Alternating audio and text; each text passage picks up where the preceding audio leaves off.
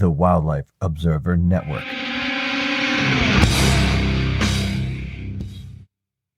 Hello, and welcome to episode 2 of Birding Punks. One of your co-hosts, Tony Croasdale.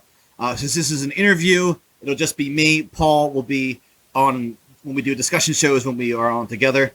And I'm here interviewing Jeff Schwilk from Portland, Oregon. And when people first really started knowing about me in the punk scene and knew that I like birding, they would say, "Oh, do you know Jeff out in Oregon?" And I think you probably got the same. And eventually, yeah, all the time. And I think it was when R.A.M.B.O toured, right? Was it when we toured? Yeah. And so the next day we went out birding together at what's that island? To Soviet Island. Yeah, Soviet Island. It's this legendary place out in Portland for birding. Is it actually in the city of Portland, or is it actually outside? I think it's outside of the city limits. It's half in Columbia County and half in Multnomah County. And so we went out, and that's, I think, the only time we've ever actually hung out. Yeah. And that is correct. I figured out by talking to you now that I kind of lost track of you for a few years because I didn't realize that you had...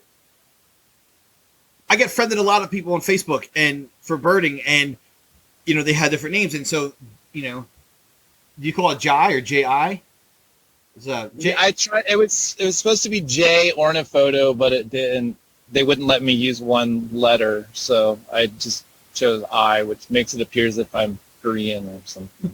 I think. Well, the other thing is you have a cinereous vulture as your picture, and that's a bird that you actually see in Korea. Oh yeah. So no, I went to the DMZ specifically to find them in the wintertime. So that could also lend to it. So yeah. So I kind of thought I lost track of you, but I didn't. And since we're doing that, I've seen your photos online, and you have this very interesting project that we'll talk about in a minute that I want to focus on. But I don't know if you want to run us through your background, how long you've been birding, how long you've been in the punk, and kind of how the two work for you now. Yeah, I've been into birds since I was about 13 years old. So 1986 is when I first really got into birds. My family moved from the East Coast to Olympia, Washington, and I had really no friends when I arrived in Olympia, and I just started hanging out with the Audubon Society, the Black Hills Audubon Society in Olympia, and hanging out with the retiree bird sort of crew that was there, like old school birders, and they sort of took me under their proverbial wing, and I went out every weekend with them, and they kind of taught me the birds and stuff. And yeah, I got really, really super into birding then, and that lasted, did that going out every weekend for probably 3 or 4 years, and then I was in high school, and I started volunteering at Nisqually National Wildlife Refuge doing short-eared owl and northern harrier nest surveys. And then some friends of mine also worked on a project with small predatory mammals of the wildlife refuge. Oh, go ahead. Sorry, the downside of being on Facebook is sometimes you get messages, so something beeped when you hit... when you say, that's actually me. So sorry, that's me. Whenever. Oh yeah, no. I was trying to update something online. Actually, your title card. So back to the mammals. You were doing something on a project on the mammals. Yeah, I was looking at small mammals, small predatory mammals of the Nisqually National Wildlife Refuge, and my friends and I would spend days on end at Nisqually, just wandering around off trail and geeking out on the raptors, and I don't know, just looking for any rarities that might be around. And it was an amazing kind of life-changing experience. And then I don't know, as I got older, when I was in high school, I got into the punk scene, and that became my main focus for many years. I rode freight trains for a while, and I was still into birds, but it wasn't I was still at times birding, but I probably dropped out of like hardcore birding for 2 or 3 years, and then incorporated that into my travels more. Like whenever I would pass through a town, I would go look for whatever birds were around. It's strange, while I was punk, riding trains. for something that's supposed to be about like being an individual. A lot of people tend to put aside their interests that make them an individual for a few years, like in their late teens and early 20s, while in punk, to focus on punk, which I did the same thing. A lot of other folks too. It's weird how. Yeah, no, it's very, very true. That happened to me, but then I still was like very much obsessed with birds. And then, yeah, I mean, I kind of went from being a really hardcore birder, and that was my main focus, was just like looking at birds. And then about 15 years ago, I got into photography, and I've been a photographer, really a bird photographer ever since. That's my main focus when it comes to birds. I mean, I still am into birding, but I'm much more into like trying to get that good shot of that bird, which is even more of a challenge than identifying that. And how do people see your photos? I have a website, orniphoto.com, and then on Instagram, I'm Orniphoto, ORNIPHOTO. Awesome. And you've gone around the world. So can you talk about some places you've gone and some of your favorite places and subjects? For many years, every spring, I would work periodically through the year and then put together money, and then in the spring or like late winter, early spring, go travel somewhere. I've been all over the world. I worked in Cambodia for 3 dry seasons with my friend Andrea Clausen. She's part of the Black Butte Center for Railroad Culture. She's a PhD now. She was working on her PhD looking at sandbar nesting birds, 5 species of sandbar nesting birds on the Mekong River in the Mekong flooded forest ecosystem, and looking at nesting success and predation. And, what species were those? It was great thickney, little ringed plover, river lapwing, river tern, and what is the other one? Oh, small pratincle. So you would assist with this research, or? Yeah, we would search for nests and then monitor the nests that were found.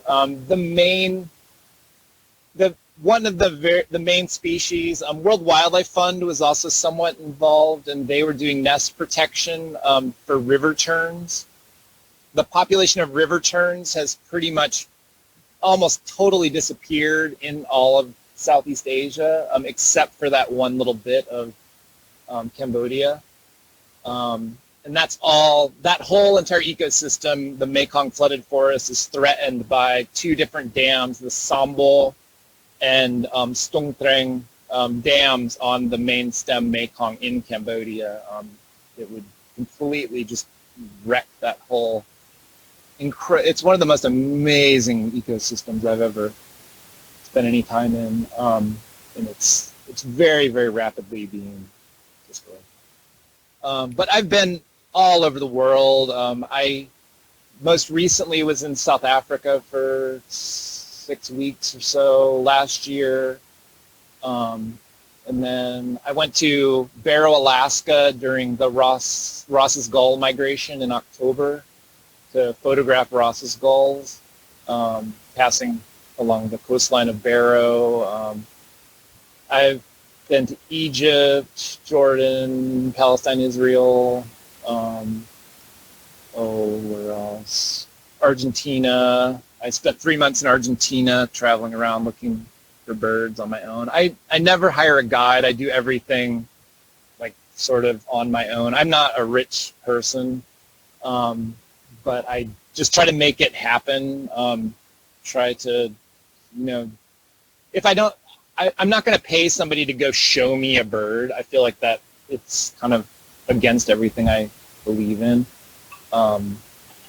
like turning birds into this consumerist sort of thing to be paid for by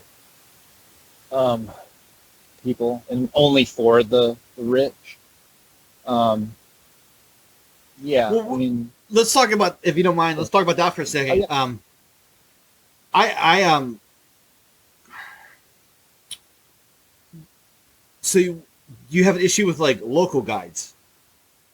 No, I mean, I don't have an issue with that. I just feel like it takes away. I have had local guides. Like I was in India, in northeastern India, 3 years ago, I guess. And I went there. I had to hire a couple of guides, but it's much more rewarding for me to find a bird rather than somebody pointing a bird, like, take a picture, there's your bird. And 3/4 of the joy that I get out of being in wild places is just interacting with those wild places on my own. Like, I don't know, not having someone else as a filter for that, if that makes any sense. Yeah, I hear what you're saying. I do a mix. I mean, I don't have. Right. I don't have the funds, and in fact, I don't know if I even have the interest to, go on like big package tours with a bunch of other birders. I think. Yeah.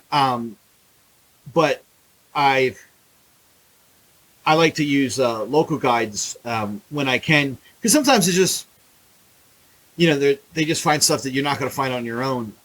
It's totally true. Yeah. And I like to, and I like to put money into the local economy, so that you're doing that too. When you're, but with that said, my favorite birding trip I ever did was in Northern Australia, where we just did it on our own, and and it was incredible. And I've done Belize like that. I've done a bunch of places like that, and then I'll end up looking at our lists and compare it to like one of those big tour companies tours, and we got similar numbers, Totally, and completely. No, and it's just. I don't know. I try not to be a tourist. I try to be a traveler when I go places. I try to, stay with local folks and make friends. Like when I was in northeastern India, I had friends of friends that I stayed with, and I ended up giving 2 lectures at a university about bird photography.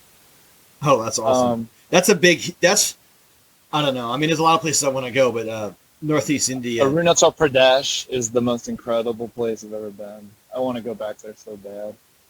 I don't want to.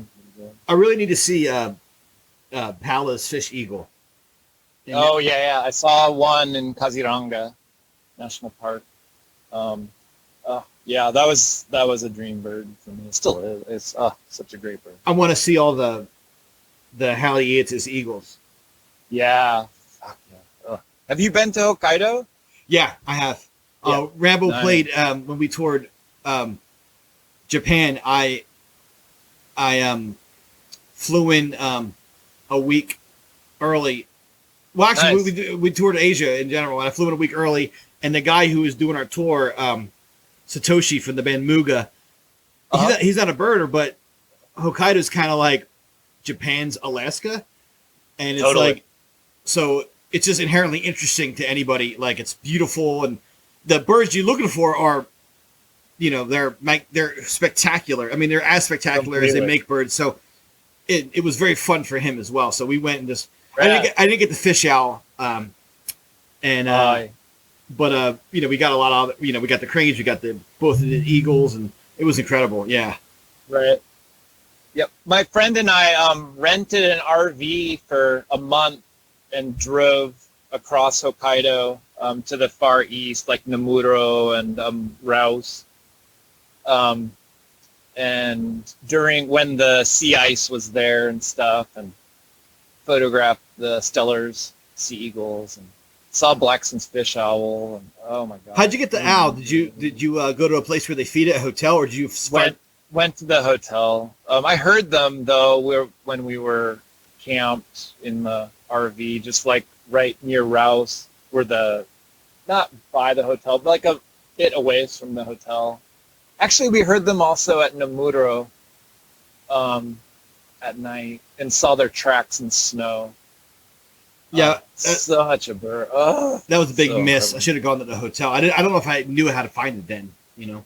It's weird. I stayed sitting in a derelict school bus for 13 hours with no heat. It was 16 degrees out, waiting for the owl to come into this little pool. And it literally, in 13 hours, it spent 2 minutes Wow. at that pool. I got pretty good photos, but it was weird. It was definitely like what I was talking about before. Like, it wasn't as rewarding as if I had found that owl. But that would mean spending like 3 months in just eastern Hokkaido looking for that owl and finding where they're at. And I don't know. I'm not, as you said, a rich person. One of the places we stayed, I was the only foreigner to have ever stayed there. Wow, I believe it. Yeah, I didn't see a single non-Japanese person the entire time I was there. We actually passed a birding tour.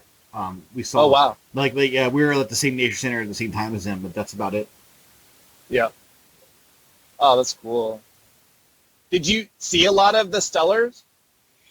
So let me put it this way.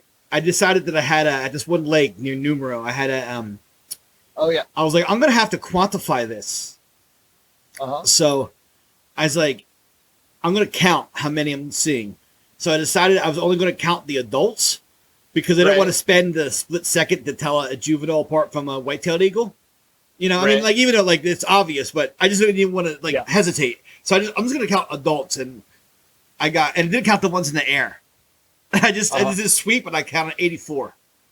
Wow! Yeah. And there was probably a similar number of white-tailed eagles plus several hundred black-eared kites. Yeah, totally. Oh, such a cool place. Did you go on a pelagic there? No, I wish. Yeah. Did you? I found it took a bit to find it, not speaking any Japanese, but I was able to get on like a pelagic, and saw least auklet, parakeet auklet, and crested auklet. Nice. And then spectacled guillemot. I got those from shore, but yeah. Yeah, I did too. Such a cool. When I was there, I had the field guide to Japan, but I only had the copy in Japanese. Oh wow! Because I couldn't find the copy in English until later, and I ended up finding it at my local bookstore, and it was like for $10, and I was like, I went up to him, I was like, this is like this is at least an $80 book. I'm friends with them, and I didn't want to, and they're like, no, that's what the price you put it on. That's what we're selling it for. Nice. And of course, now since then they made the But when R.A.M.B.O toured Asia, I had like 8 field guides in my bag to cover all the different places. You know, it was crazy. Yeah. Goodness. Have you been to Sulawesi? No, I really want to go. Have you? Yeah. I spent 3 months in Indonesia. That's probably one of my favorite places too, is Indonesia. Sulawesi was just incredible. Hung out with a bunch of Indonesian punks in Manado, and then traveled around. Went to the place where the babi rusa come to lick salt in the forest. Oh wow! In this salt lick, but then I had to pay off Indonesian special forces that guard the salt lick and get like a bunch of permits saying that I was a journalist, and basically had to pay off a bunch of people, and then found out that the Indonesian special forces that were there had been in Aceh, were part of death squads in Aceh and in East Timor. And mysteriously, a couple of the Indonesian special forces had been murdered right before we got there, or they had gotten sick, supposedly with cerebral malaria, but then they had bruises on their necks from being strangled, according to the boat driver that brought us up there. And then they sort of threatened me and my friends that I was with, and it was a really weird It's called Nantuadudu, Wow. where the Babirusa are. And I spent 3 days there with the Babirusa. Unfortunately, I didn't have a very good camera, so I didn't get photos. But it's the place where David Attenborough went to. So for our listeners who don't know, this species is a wild suid, a wild pig that it's in some males that there's a second set of tusks that actually grow through the roof of their mouth, and it pierces their the roof of their mouth and comes out their snout, and some can actually it'll turn again and pierce their skull again. Is that true? Yeah. I found a tusk on the ground there. So it's like sexual selection gone awry, I guess. Yeah. No, it's total. They're incredible beasts, and they're like, are they suids, or wasn't there some taxonomical change with them that they might? I thought there was something. Maybe I'm wrong. I was thinking that they were kind of their own. They were in their own gene or in their own family now, but I think I'm wrong. They're still in the swine family, but I mean it's the same thing with like javelinas, right? Peccaries. They're like not sure if they were pigs or not, and the New World pigs or they're not. So it's Right. I think so. I guess they're still considered suids, but at a different branch. Right. So R.A.M.B.O played Indonesia twice. The first time we just were on Java. The second time we did Java, Bali, Kalimantan, which is Borneo, and Wow. I know you know that, but I want it for our listeners. Yeah. And then No, definitely. and then Sumatra. And Where was your favorite place? well, I guess it was probably Cali. I mean, it's hard. I love Indonesia. See, it's hard because Indonesia is my favorite place in Asia. Yeah. So, and I like everywhere we were. I mean, was it Surabaya? I met a group of punks that I had lost touch with that took me birding to shrimp ponds out there. They were great. And they were birders themselves. But my friend Tim Bull, he's in Oregon. I mean, he's in Washington now. Do you know him? Really? Yeah, I'll put you in touch with him. Yeah, I'd love to. He illustrates death metal albums. He's going to do Wow. here's my band's doing another album, and he's going to do the album cover. And very cool. he's awesome. His wife, in Kalimantan in Balikpapan, he worked for a nature center, environmental center that had 4 sun bears in an enclosure there that were like like seized from captivity, Right. and that were not releasable. And his wife was the biologist or the vet, I guess, for them. And they met there, and then they got married, which is a crazy story because they get married. I think she had to convert to Islam, even though he was not. Right. Even he's like an atheist, right? But Right. but she was an atheist too, or something. So she had to convert. She had to like join a church because you can't just convert to. You can't just join Islam. You got to convert. But so she had to join something just to convert to Islam, just to get married, even though neither of them were religious. Wow. And now they live in somewhere in Washington State, and they're wonderful. And I love to reconnect with them. So. Very cool. Yeah. Do you know Dean? He was in Babies, I think, in Indonesia, in Java. I don't know. He's a bird photographer, and he's on Bali. He's an amazing photographer. Well, put me in touch. We'll have to interview him too. Yeah, definitely. So, we're already at. I'm gonna have to have you on a lot because worries. We're almost at 25 minutes, and we haven't even talked about one of the things, and I want to talk to you about. No, totally. And so, you have used your bird photography skills and equipment to document the fascist movement rising in the Pacific Northwest. Yeah, that's correct. So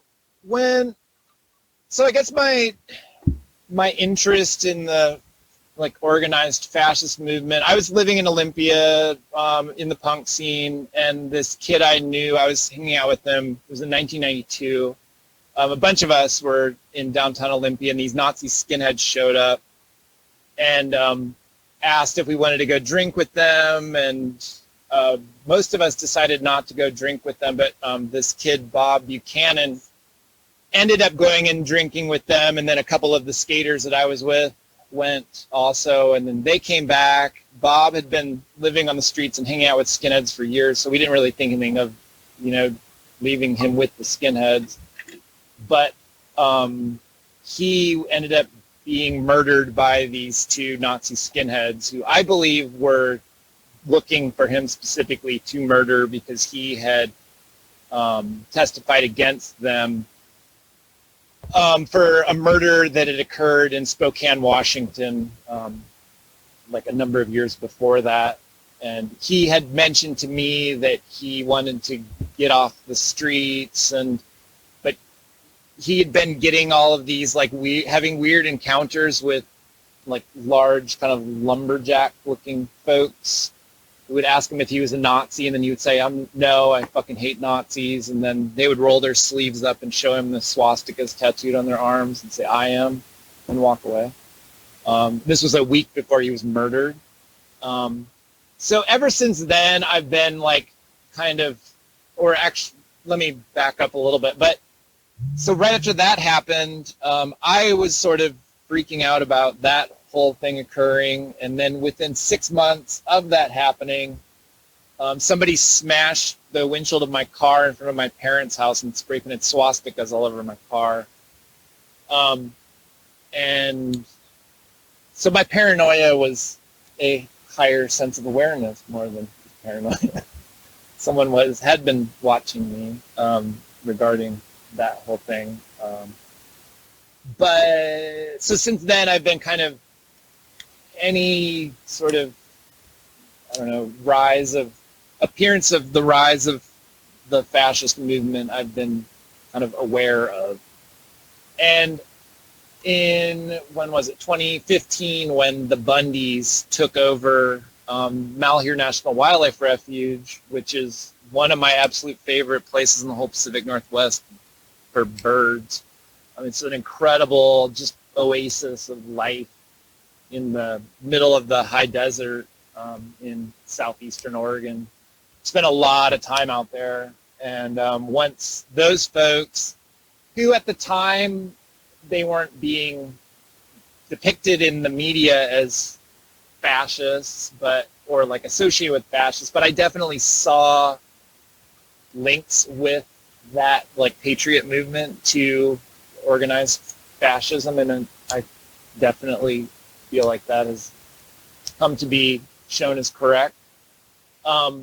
So I went out there to go photograph that occupation, and since then I've just been I've decided I want to try to document, what's going on with this whole movement in the Pacific Northwest and actually all over the country. I went out to Richmond for the Second Amendment rally, I guess it was in January, and photographed that. And it's just, it's like a weird circus that it's very easy to not take them seriously, I feel like, but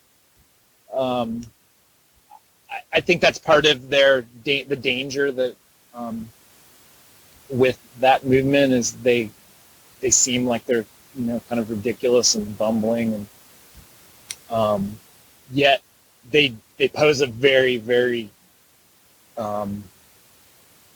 what's the word?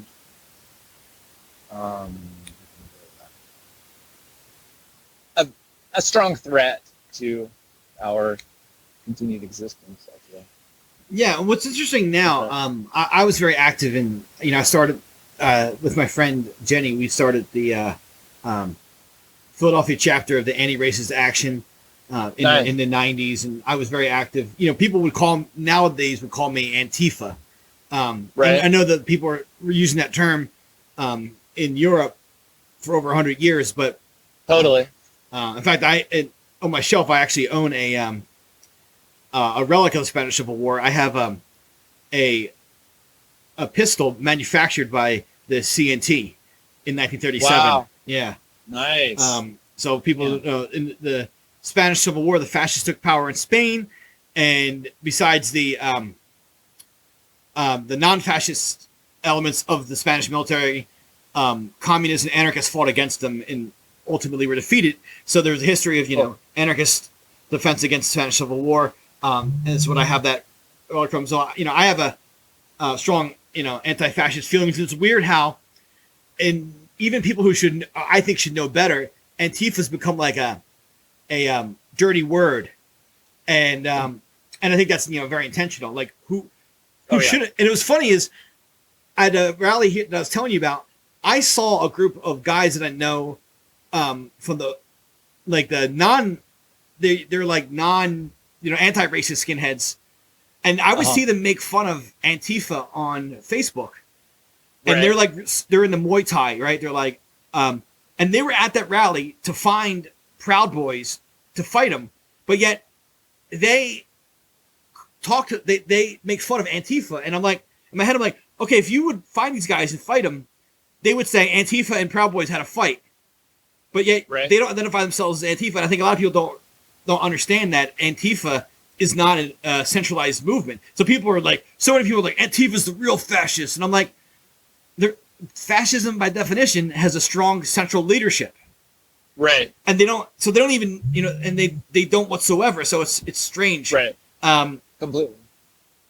And so it's what's interesting to me, and since you're more in this, there's Patriot Front, and then there's the Proud Boys, and then there's actual, and I know the Proud Boys definitely have members of color, which is like a new wrinkle in this, right? Because they can, and that they can be like, well, we're not racist because we have some blacks and Latinos in our ranks, but they're definitely anti. But you can be not racist and still be fascist.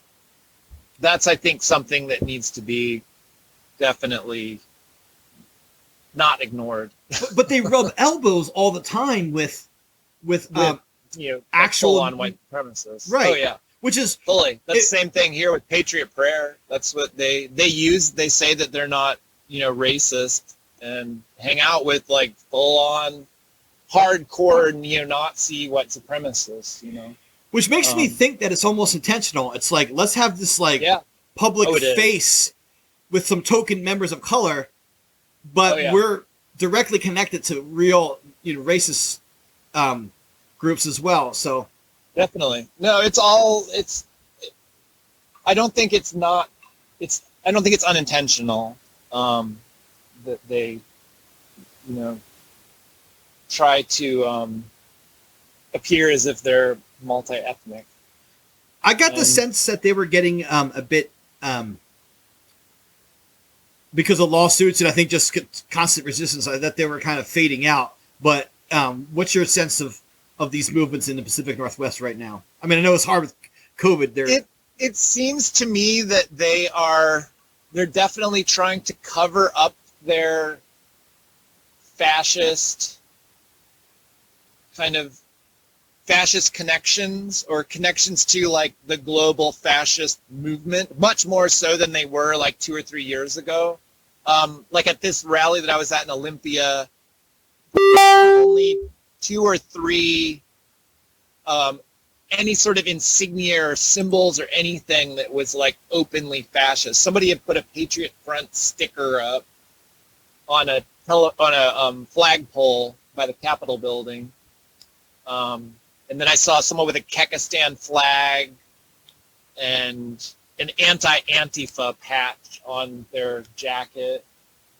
And otherwise, like 2 years ago, you would see all sorts of like openly fascist kind of cartoons or posters or symbols or whatever, like slogans. And there really wasn't any of that. I feel like they're trying to legitimize themselves, be like a legitimate, like armed militia of the Republican Party, kind of. Especially, and that was the same way it was in Richmond too. I really didn't see there was a fair bit of like boogaloo sort of stuff. Do you know about the boogaloo? Yeah. I mean, just to be transparent to our listeners, like, I'm a far leftist. I'm not a liberal. I'm a far leftist, and a lot of people I'm an anarchist. Yeah, and a lot of people would consider me a liberal, but I consider myself a far leftist. But one thing I say, if you go far enough left, you get to keep your guns, right? And so I'm a gun owner, and I'm a shooting enthusiast. So and I also do some prepping, which I'm very glad I did now. And so I look at some, online resources for guns and prepping.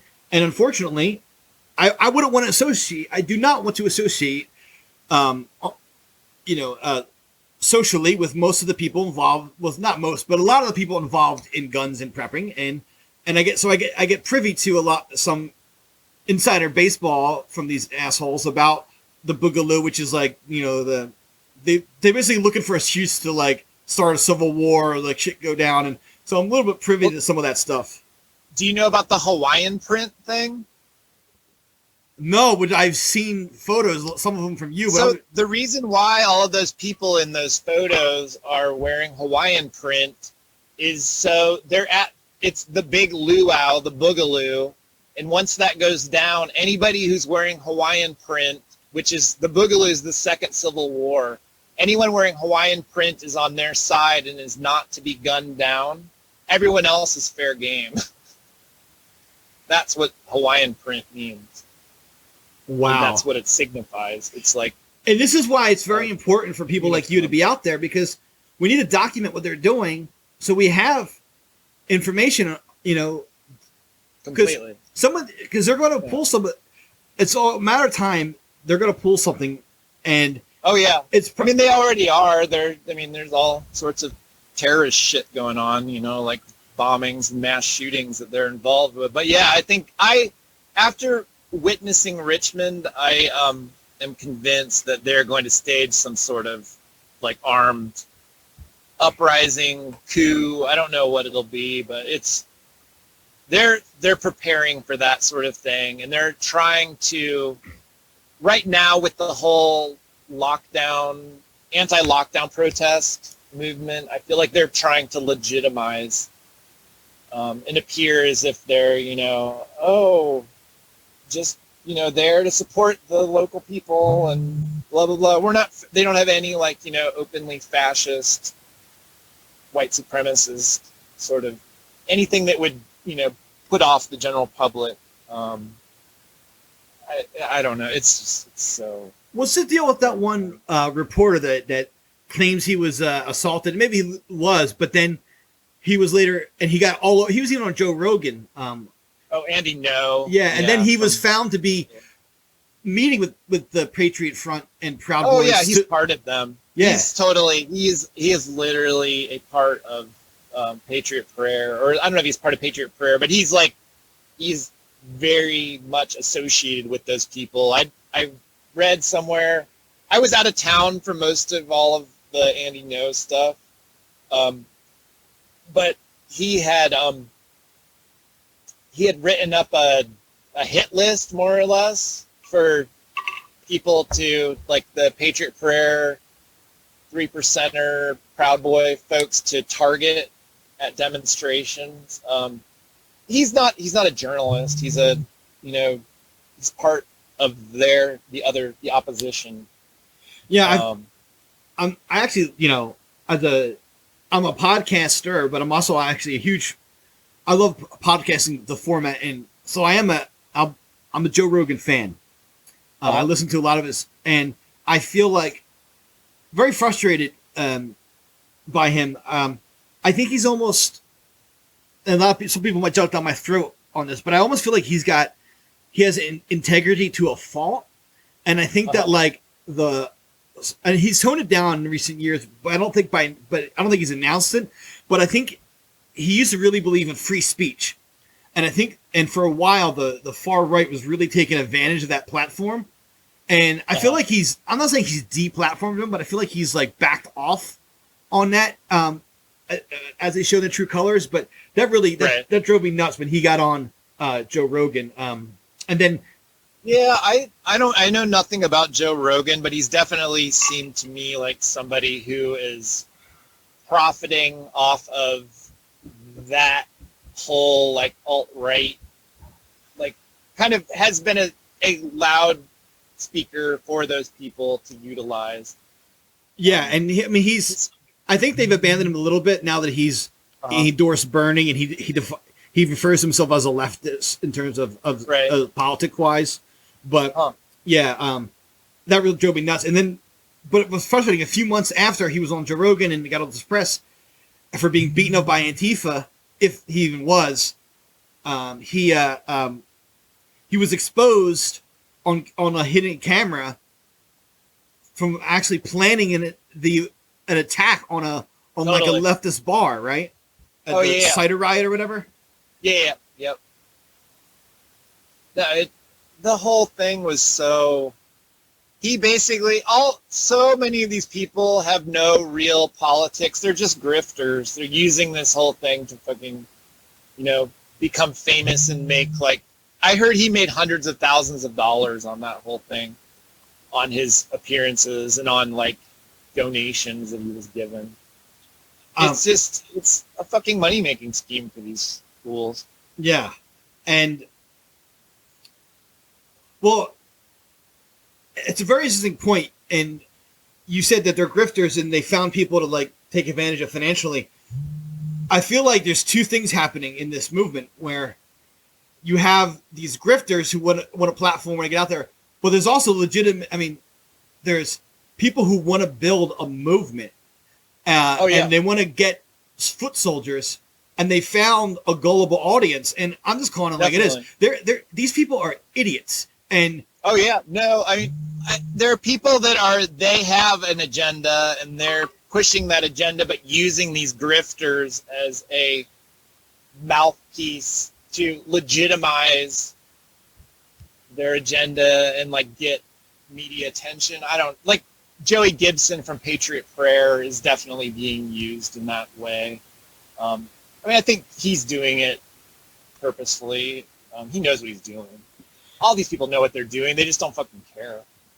I'll never forget. I saw a piece of like Proud Boy propaganda, and it was like a cartoon, and it had in the center of the cartoon was a woman, and down the middle, she was divided down the middle into like two, I guess, like ways she could turn out. Right, one was like she was like blonde and in like a nice dress, and in the background was like a beautiful scene of like a village or like a nature, and then the other side was like a burning city, and she had like dreads and like armpit hair and like tattoos and like horn rim glasses and they're basically like, the funny thing, it was the same woman, so she was still like a kind of a, like a pin-up looking proportioned woman, but either way you looked at her. And what drove it so funny is like, if you look at the photos that you put up there and other people put up with these protests, and the ones I've gone, if you look at the crowd drawn by the fascists that came to Philadelphia, they were frumpy looking motherfuckers. And and then like you look at like this the opposition side, and like, I'm one that I think people all people are beautiful, and I don't think you need to have these traditional societal standards of beauty, but if you're into traditional standards of beauty, one side had it and one side didn't. Granted, the one side had it all. Had you want people who are like non-binary or trans, or you have people who were like who did have women with body hair, and like people who looked androgynous, and like all kinds of things. But you also had just like straight up traditional looking beautiful women, in abundance on one side, and the other side, which is like hardly any women. The women there were like by their standards very frumpy, and I'm just like, this just cocks me up. Like they're weaponizing frustration, which I guess I feel like what's happened is I mean, we're like of the punk scene, and like that has existed for many, many years. There's been this like a whole like slew of different subcultures on the left. The right really hasn't had any sort of like underground subculture sort of thing. I mean, there were Nazi skinheads, and there were, I don't know, what is there? Like military people, like people who are really into. There was like young Republicans and young Republicans and Nazis and like some militia folks and like nothing else really, right? Yeah. Yeah. And now you have this whole with the internet, and that whole movement has blown up, and all of these people who just were like, you know, normal working Joe, like, you know, go and work at the grocery store, you know, 5 days a week, and they work in the back of a grocery store, and that was what they did. They didn't have any, like, they were maybe in a subculture in high school or something, but now they have this outlet, and it's so, I don't know, it's so weird. And the whole alt-right movement, it's like on the street, it's like it's all of this internet 4chan, 8chan shit come to life, like their weird memes and shit, and it's, I don't know. Well, yeah, what I was saying, you know, was like, it's, you know, and I'm using this in a song, weaponizing frustration. Like, you look at their scene, it's like, you know, where are the incels going? Like, I'm sorry, but like, there's no, like, Antifa's not incels. Like, you know, the scene we came from, like, people were getting it on in abundance. Like, right. And on their side, it's like these, like, literally, like, they wear on their, as a badge, like the Proud Boys literally tell their members they're forbidden from masturbating, so they can go out and they have to be forced to go out and meet women. Well, totally. So it's like, if you're going to pick a side, why are you picking a side full of like frumpy, frustrated neckbeards when the other side is like all kinds of people who are open-minded, like all kinds of loving? It's like, like, man, like it's just like, what, like, what side am I going to go on? The side full of, you know, babes and people having fun, or like frumpy, nasty motherfuckers that like, it's like, it's fucking, it's so pathetic, and it's so obvious they're using these fucking losers and dorks as fucking foot soldiers, and like, oh yeah, but you have like the right-wing media like machine that exists is so strong. It just, there's certain segments of the country that are just pumped. All they get is propaganda from Fox News or the, what is it, Open America Network, OAN, and, you know, Rush Limbaugh. All they hear, they're just bombarded, and all they're told about anti-fascism is that it's, you know, terrorists, like, I don't know, degenerate communists that are trying to take away your guns. yeah. So there isn't any, like, they might see that juxtaposition of the, like, you know, healthy, beautiful people on the side of the anti-fascists and the, like, mostly frumpy, out of shape, pathetic sort of folk. No disrespect to anybody, but yeah, they've been poisoned, like, into thinking that it's like we've gone back in time to like John Birch society, sort of weird propaganda, and I don't know. It's so. Yeah, and I don't want to get into it too much. You know, the left has a little bit of blame, not like in terms of like, you know, I think there is a bit of nanny culture on the left, and there is a little, and there is a bit of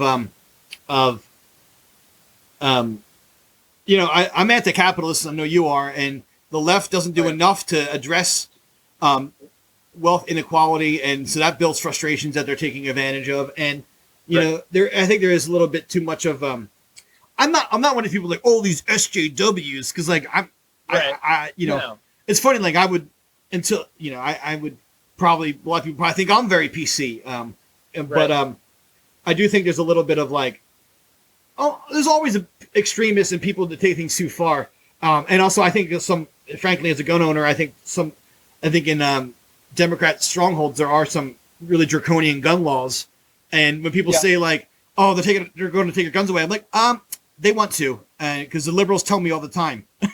Right. You know? No, totally. And so, like, you know, that's the thing. I feel like, so, you know, that's why I always say I'm a leftist, not a liberal, because I don't think.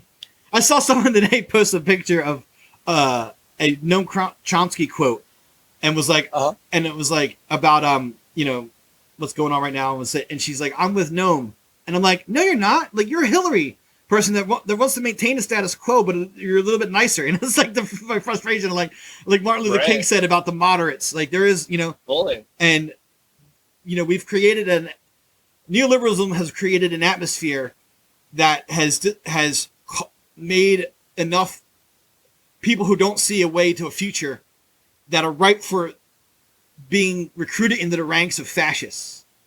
Yeah, and definitely. So the liberals have made their own bed, and so we need to not talk about that either while we're criticizing, you know, these motherfuckers. I just, frankly, you know, I know what side I'm going to pick if I have to, you know, but you know, I'm gonna, you know, I mean, I keep joking. Back in the day, I was like, I will personally hand my AR-15. Well, I have several, but I'll personally hand my guns over to my assault weapons, you know, in quotes, to Bernie or Elizabeth Warren if they make my student debt go away. Yeah. Fuck yeah.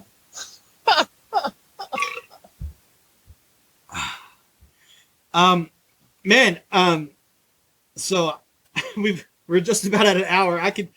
Okay, you're gonna have to be a regular guest because we got so much to talk about. Sure, yeah. No, I'm always happy to chat. Yeah, and so this was a really fun, if not scary, conversation. What do you how scared are you? I don't know. I don't want to end on like. How scared am I? Yeah, doomsday predictions. Yeah. I don't know. It's a really good question. I wouldn't say I'm scared.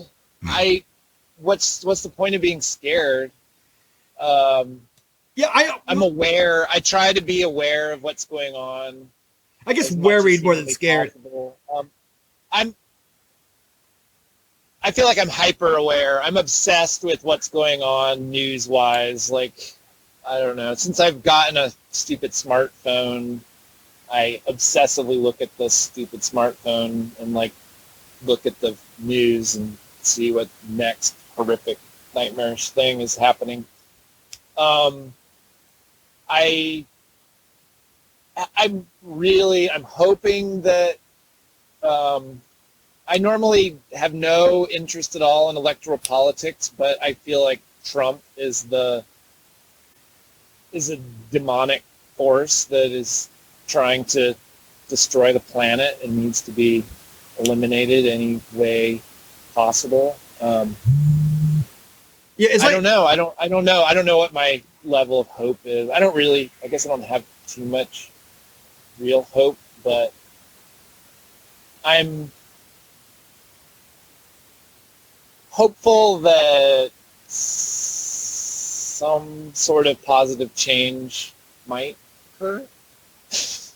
Yeah. At some point. I don't know. I think that this time that we're living through, like the COVID-19 crazy bullshit, is a real chance for positive transformation to occur. Yeah. I've never been the planet. That's what I hope happens. I've never been more unhappy to be correct about the failures of capitalism than I am right now. Oh yeah. No, and it just shows that, I mean, capitalism is a death cult. That's what I hope that the majority of the populace is realizing, is that this is not this world that we have created is not sustainable, and we will rapidly no longer have a place to exist if things don't change, and if things don't become a lot more equitable, and we learn to live in some sort of harmony with the natural world. I don't know. Yeah, is that? Yeah. Yeah. Yeah, it's that's a hopeful message on Earth Week, 50th anniversary of Earth Day. Totally. It's been a real pleasure, despite some of the indeed. sketchy topics. Let's keep in touch. Yeah. And Yeah, definitely. to all our listeners, please like and subscribe on your podcast medium of choice or YouTube. And Jeff, thank you so much. Again, look up your Thank you, Tony. Orniphoto on Instagram. And cheers, everybody. Bye-bye. Cheers.